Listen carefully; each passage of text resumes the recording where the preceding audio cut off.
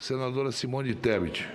Obrigada, senhor presidente. Antes de eu começar na linha das minhas perguntas, questionamentos e algumas conclusões que já tenho, eu gostaria de, na linha do senador Alessandro, pedir aqui que, no espírito público, que parece que tem presente na alma e no coração do deputado, dos irmãos Miranda, que complete o depoimento a favor do país. É muito importante que diga o nome, até porque não se preocupe, Vossa Excelência não diz que não tem como provar, mas nós temos. Nós já temos indícios, nós já temos documentos e nós temos como rastrear. Se Vossa Excelência tiver a coragem de dizer o nome, eu posso garantir, não se preocupe com o Conselho de Ética da Câmara dos Deputados, que nenhum deputado vai ter coragem de surgir contra Vossa Excelência, contra a opinião pública, contra a massa de brasileiros que quer saber a verdade e buscar a verdade dos fatos. Pode falar o nome do deputado, porque nós já sabemos. A senhora sabe que se eu fizer isso... Vossa Excelência não irá para o Conselho de Ética. Eu vou ser perseguido, já disseram que eu já perdi a minha relatoria da reforma tributária, foi uma promessa do presidente Atulino para mim, já perdi todos os espaços, já perdi tudo que eu tenho, já acabaram com a minha política, o que mais vocês querem que eu faça? Bom, deputado, Vossa Excelência só confirma que sabe, não quer dizer, eu respeito como parlamentar, eu entendo a posição de Vossa Excelência, mas Vossa Excelência só confirma que sabe qual é o nome do deputado e nós vamos... A senhora também sabe que é o Ricardo Barros que o presidente falou. Vamos buscar a verdade a favor do país. Então, o senhor confirma. O senhor confirma, então, que... Foi o Ricardo Barros que o presidente falou. Foi Agradeço imensamente a Vossa Excelência. Essa CPI, a partir de agora... Eu não me sinto pressionado para falar. Eu queria ter dito desde o primeiro momento, mas é porque vocês não sabem o que eu vou passar. Por apontar um presidente da República que todo mundo defende como uma pessoa correta, honesta, que sabe que tem algo errado, ele sabe o nome, ele sabe quem é, ele não faz nada por medo da pressão que ele pode levar do outro lado. Pô, que presidente é esse que tem medo de pressão de quem está fazendo o errado? De quem desvia dinheiro público, das pessoas morrendo na porra desse Covid? Deputado, eu ia finalizar a minha fala dizendo que o seu irmão deveria ser condecorado, ao invés de ser... Meu irmão estava do lado, ele sabe quem foi o nome. Qual foi o nome que o presidente falou?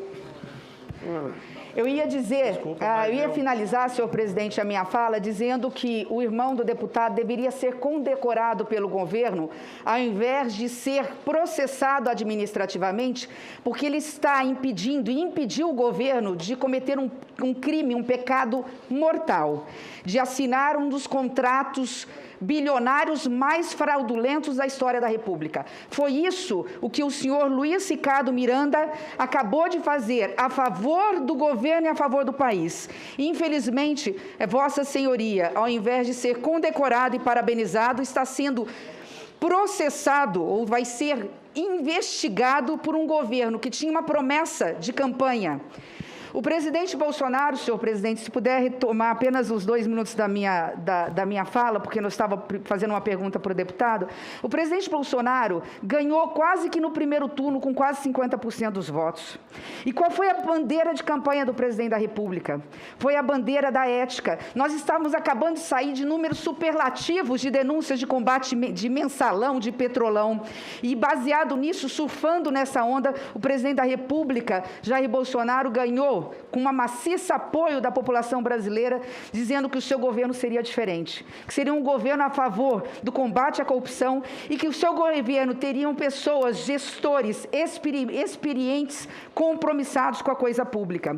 Pois bem, o que nós estamos vendo neste momento de lá para cá, não só na pandemia, mas em todas as áreas de relevância para a vida da população brasileira, simplesmente ou por questões puramente ideológicas ou por compromissos outros assumidos naquela velha barganha do presidencialismo de coalizão do toma lá da cá, colocando pessoas que não são experientes nos postos chaves dos ministérios. Chegamos onde chegamos, senhor presidente. Acho que a pandemia juntou todos os pecados, senador Renan. A comissão fechou uma fase, começa outra. Qual foi a fase que essa comissão está encerrando?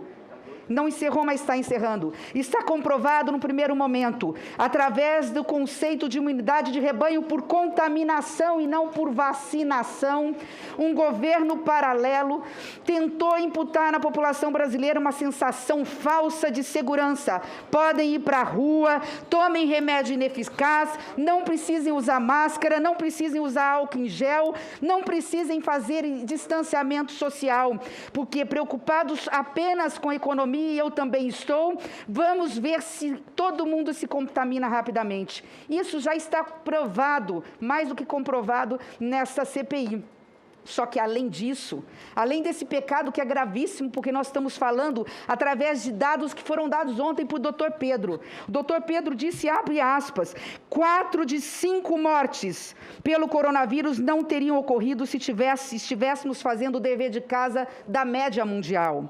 Ainda, se tivéssemos investidos nas vacinas naquele tempo hábil, poderíamos ter salvado entre 95 e 145 mil vidas de irmãos brasileiros. Entre aspas, palavras deles, e eu corroboro, assino embaixo. Investir na aquisição da imunidade de rebanho foi uma estratégia inicialmente equivocada e depois repugnante. Repito, investir numa imunidade de rebanho por contaminação é repugnante, é imoral. Pois bem, senhor presidente, agora nós entramos numa segunda fase, senador Renan. Uma fase que nós não esperávamos desse governo, que nós acreditávamos. Que é a fase de saber que também nesse governo há não só pessoas que estão com fortes indícios de comprovação de crimes contra a administração pública, crimes no plural. Eu estou falando aqui de peculato, eu estou falando aqui de corrupção passiva, eu estou aqui falando de corrupção ativa, eu estou aqui falando, inclusive, de crimes relacionados à saúde pública, porque você está disseminando a epidemia. São tantos os crimes que chegam ao final no crime de organização criminosa. Só que aí tem algo mais. O que os irmãos Miranda estão falando é que chegaram à autoridade máxima desse país e disseram a ela, tem fortes, gravíssimos indícios de corrupção. Ao invés de se buscar investigar, se colocou tudo para debaixo do tapete. Agora que está se falando que vai se levar aos órgãos de fiscalização e controle.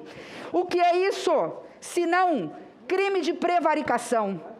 Então, o que nós estamos vendo hoje é um renascer da CPI sobre uma nova ótica. Senador Eduardo Girão tem toda a razão. Onde houver corrupção, onde houver dinheiro público que deveria ter sido resultado em vacinas no braço do povo brasileiro e foi ou iria para o bolso de quem quer que seja, tem que ser investigado, tem que ser punido e no relatório tem que constar nomes e sobrenomes com CPFs para que o Ministério Público investigue e o Poder Judiciário faça a sua parte. Então, nesse aspecto, eu concordo, eu mudei tudo porque eu ia fazer uma série de perguntas, mas eu acabei fazendo durante uma hora a ordem cronológica da sua apresentação. No tempo que eu tenho aqui, eu não vou conseguir fazer as perguntas, porque eu acabei indo para uma outra linha de raciocínio. Eu vou ter que deixar para os técnicos que vierem, porque ficou realmente, eu fiquei em dúvida com algumas lacunas da sua exposição.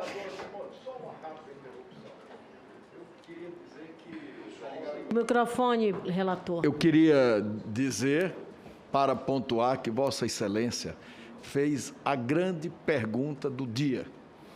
E queria cumprimentá-la por ter obtido do deputado Luiz Miranda a resposta que todos nós tentamos em vão e não conseguimos. Então, a senhora acabou de nos proporcionar, e a essa comissão parlamentar de inquérito, um grande momento. E eu queria aproveitar este momento para cumprimentá-la mais uma vez e para dizer que o nome citado pelo deputado Luiz Miranda é o mesmo nome que apresentou na Câmara dos Deputados uma emenda para incluir a vacina indiana. Incluída na lei, que autorizou a aquisição da vacina indiana sem autorização da Anvisa. Relator Renan, a medida provisória 1026 de janeiro de 2021, e que tem eficácia imediata, portanto, ela vale desde janeiro, ela autorizava o Brasil a comprar vacinas cujas autoridades sanitárias estrangeiras tivessem deliberados. As autoridades autoridades sanitárias estrangeiras dos Estados Unidos, da União Europeia, do Japão, da China, da Grã-Bretanha e da Irlanda do Norte. Não tinha a indiana. A lei foi publicada, e, portanto, só passou a valer em 10 de março. Foi incluída através de emenda na Câmara só em 10 de março, que foi a lei. Senadora Simone. E o contrato foi feito anteriormente, ele foi feito no dia 25 de fevereiro. Só aí já está mostrando que a assinatura do contrato é irregular e ela é ilegal. Senadora Simone. Porque o contrato foi assinado antes da lei que permitia contratar com a vacina indiana, que não tinha autorização da Anvisa e que não estava na medida provisória permitindo. Senadora Simone, senador Renan. Vossa Excelência foi muito feliz Senadora na intervenção. Simone, se Vossa Excelência Por permite, isso- Senador Renan, se Vossa Excelência permite, esta mesma medida provisória, senador Renan, essa mesma medida provisória, a 1026, foi essa medida provisória que foi editada no dia 6 de janeiro de 2021. Foi essa medida provisória que nos documentos que temos nessa Comissão Parlamentar de Inquérito, no debate que ocorreu na Casa Civil da Presidência da República no dia 23 de janeiro de 2020, no dia 23 de dezembro de 2020, estava o dispositivo que possibilitaria a aquisição das vacinas da Pfizer e da Janssen. Tá bom. Esse dispositivo não foi incluído na edição da medida provisória no dia 6 de janeiro. Exatamente. Estamos com o roteiro pronto. Pronto. Senadora Simone, eu quero lhe cumprimentar. Eu acho que o grande momento dessa comissão foi nesse momento aqui. Estamos com o roteiro pronto. Só é seguir. Há um debate, há setores do governo que querem, que defendem a aquisição da vacina da Pfizer e da Janssen. Há um veto para isso. No dia 6, a medida provisória é editada sem o dispositivo que possibilita essas vacinas. Na Câmara dos Deputados é feita uma emenda pelo deputado já citado para favorecer essa vacina específica da empresa Precisa. Em seguida, o servidor do Ministério da Saúde, Luiz Ricardo Fernando Miranda, vê um processo atípico, o deputado Luiz Cláudio leva ao presidente da República, o presidente da República diz o quê? Nada. O presidente da República diz, você sabe, né?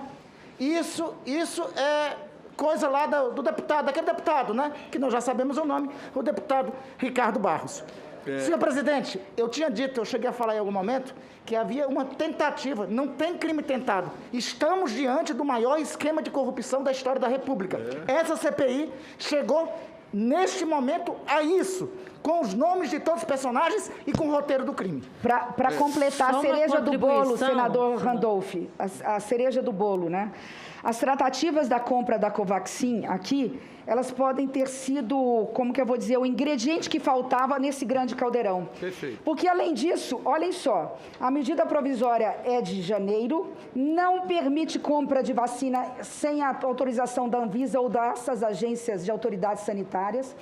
O contrato é feito em fevereiro, ainda não podia, e a lei só passa a vigorar em março com a emenda do deputado Ricardo Barros. Só isso teria que fazer com que quem quer que tenha assinado aquele contrato tivesse rasgado o contrato antes de assiná-lo. Mas há mais, eu fiquei 1 hora fora da CPI tentando juntar esses fios. E eu fiz uma rápida análise aqui. Aí nós estamos, presidente, hoje respondendo a uma série de questionamentos do mês inteiro. Por exemplo, o governo diz que não aceitava a Pfizer por conta de cláusulas leoninas, mas aceitou a indiana com cláusulas draconianas. Não aceitava a Coronavac, chamando de corona lixo, vacina, porque ela era de um vírus morto, inativo, e que ela não tinha tanta eficácia. É a mesma plataforma da Covaxin. A Covaxin e a Coronavac têm a mesma plataforma. Por que então aceitaram a Covaxin e não aceitaram a Coronavac? E mais, por um preço muito acima da outra, por exemplo, da Pfizer e da AstraZeneca, num contrato simplificado. Levou-se apenas 97 dias, levou-se 330 dias para autorizar a da Pfizer. Eu fui anotando porque são tantas. A intermediária é uma empresa privada que já foi falado, que tem lá no paraíso fiscal em Singapura um endereço, ela realmente tem, nós sabemos para que serve. Ora, é um contrato bilionário de 1 bilhão e 600, que eu não sei, senadora Mazis, se foi o valor do tal chamado mensalão, do tal chamado petrolão, chegou perto desse valor. E nós estamos aqui preocupados com a possível coerência ou incoerência de um servidor humilde, de carreira, que fez apenas o dever de casa. Então, na minha fala final, senhor presidente, já estou ficando até sem voz, porque com essa máscara a gente acaba aqui tendo que elevar a voz. Se comprovado, portanto, tudo isso que ele disse, os crimes são muitos e são no plural. Deixa eu pegar emprestada a fala do Humberto para falar que a vacina tem que colocar no rol das vacinas VIPs da contratação, porque não tem outra razão para se contratá-la. Mas lembrando, apenas 1% da população brasileira vai poder tomar essa vacina se ela um dia chegar no Brasil. Ela está proibida de ser dada para menores de 18 e acima de 60. Ela está proibida pela Anvisa de ser comercializada e aplicada em jovens, qualquer cidadão que tenha comorbidade, que tenha problema de coração, que tem diabetes, que tem pressão alta, que tem obesidade mórbida. Ela não pode ser aplicada em gestante, em puérpera, ela não pode ser aplicada em quê, então? Em 1% da população. Então, senhor presidente, eu não sei se é o caso aqui, como última parte dessa novela. Ao invés de chamar a dona Regina, vamos fazer uma careação coletiva aqui.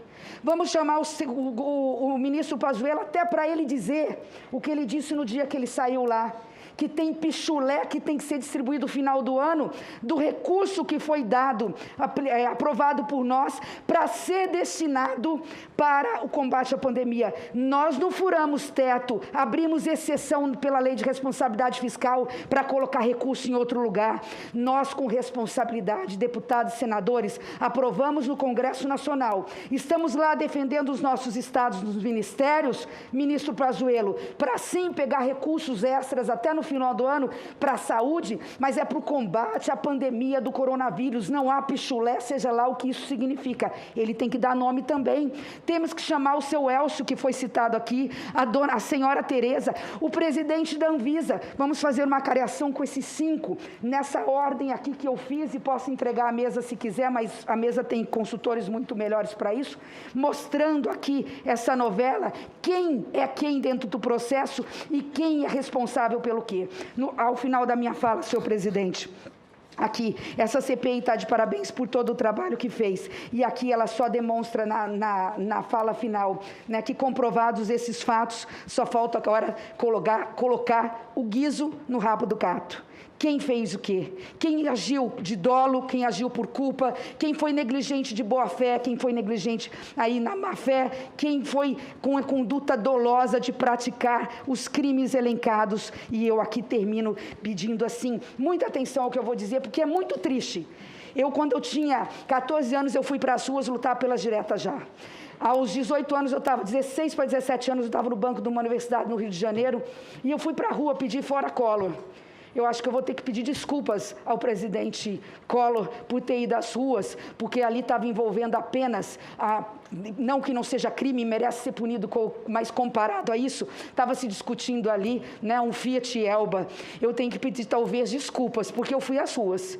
Mas o que eu mais me sinto, o que eu mais me ressinto, eu que já estou quase que saindo da vida pública, tenho menos tempo no futuro do que já tive de vida pública, porque estou há 20 anos na vida pública. O que eu mais me ressinto é ver que as minhas filhas, que hoje têm a idade que eu tinha, está tendo que viver e rever uma inversão total de valores. Um Estado que no dia a dia, e o Congresso Nacional não está percebendo, ou está percebendo, estamos fazendo pouco, senhor presidente. No dia a dia, os pilares que sustentam a democracia brasileira estão sendo golpeados. No dia a dia, nós estamos vendo o povo cada vez mais armado, nós estamos vendo a ingerência política nos comandos da Polícia Militar, nas Forças Armadas, e ainda o toma lá da cá, o Centrão dominando o governo federal, impondo a um presidente que envergou uma bandeira do combate à corrupção, tendo que ceder. Talvez seja a hora do Congresso Nacional discutir o fim da reeleição, que dê 6 anos para um presidente da República,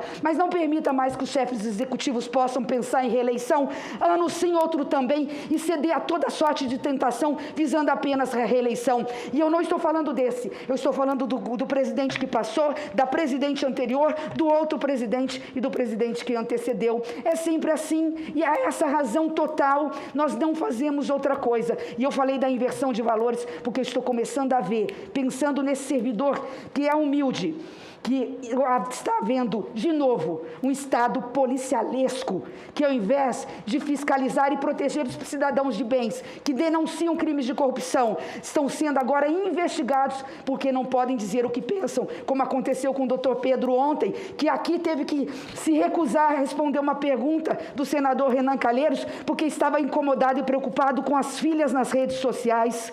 Não é possível vivermos nesse país. Eu não posso, terminando o meu mandato, pensar que meus 20 anos de vida pública foram para quase nada para eu ver um verdadeiro retrocesso na defesa das políticas públicas e na defesa das instituições democráticas. Desculpe o desabafo, agradeço a oportunidade, mas aqui está falando alguém que sabe que o que é poder estar fazendo, estar na vida pública e sofrendo, deputado, todo tipo de sorte de pressão nas redes sociais também. Esse país polarizado precisa ter fim. É preciso que os nossos irmãos brasileiros voltem a se abraçar. É preciso esquecer o discurso de ódio. É preciso, sim, que a CPI da fake news faça alguma coisa para que a gente investigue quem é lá na fonte, aquele que cria, que mente, que calunia, que difama um homem público, uma mulher pública, um cidadão de bem, as pessoas de bem nesse país. Enfim, há muito o que fazer. Eu quero parabenizar Vossa Excelência, senador Omar Aziz, pela coragem, pela determinação e pela forma como conduz. Senador Renan Calheiros, obrigada pelas palavras e pedir desculpa aqui pelo desabafo que estou fazendo aos meus colegas, porque ao invés de usar 20 minutos, eu acho que eu extrapolei até os 20. Obrigada, senhor presidente.